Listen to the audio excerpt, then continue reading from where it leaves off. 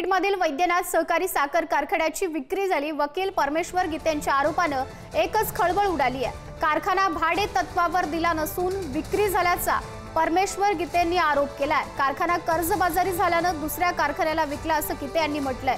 कारखान्याची खरेदी खत रोखण्याच्या मागणीसाठी गीते यांनी जिल्हाधिकाऱ्यांकडे अर्ज केलाय। वैद्यनाथ कारखाना विक्री प्रक्रियेची सखोल चौकशी करा। क्रांतिकारी शेतकरी संघटनेचे कुलदीप करपे यांनी याबाबत अशी आक्रमक भूमिकाही घेतली आहे। दरम्यान वैद्यनाथ सहकारी साखर कारखान्याचे दिवंगत नेते गोपीनाथ मुंडेंनी स्थापन हा केलेला होता। पांगरी आणि परळी तालुक्यामधील शेतकऱ्यांना ऊसाचं गाळप जवळच्या ठिकाणी करता यावं यासाठी याची स्थापना झालेली होती।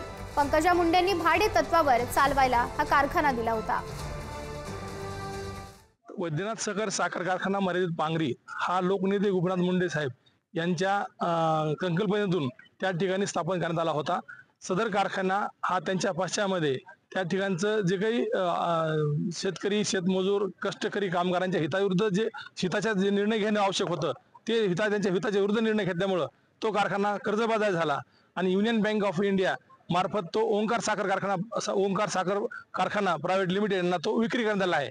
त्याच्यामुळे सदरचा कारखाना हा राज्य शासनाने हस्तक्षेप करून तो खरेदी व्यवहार रद्द करण्यात यावा। 3,500 सभासद असलेल्या या शेतकऱ्यांचं 10,000 रुपये प्रत्येकी, कोणाचं 12,000 रुपये यांनी अनामत रक्कम ठेव घेतलेली आहे आणि 7,500 मूळ संस्थापक सभासद असलेल्या शेतकऱ्यांचा ऊस यंदा गाळप करायचा कुठं हा मोठा यक्ष प्रश्न आहे। आणि या पुढची भूमिका अशी आहे, ऊस उत्पादकाच्या वतीने येणाऱ्या दिवाळीपर्यंत यांचे थकीत पैसे नाही दिले गेले, यांच्या ऊस गाळपाची सोय नाही केली गेली तर हायकोर्टामध्ये आम्ही यांच्या विरुद्ध पिटिशन करू आणि गोपीनाथ मुंडे साहेब यांची जिथं समाधी आहे पांगरी कारखान्यावर त्या ठिकाणी बेमुदत आंदोलनाला दिवाळीपासून सुरुवात करू।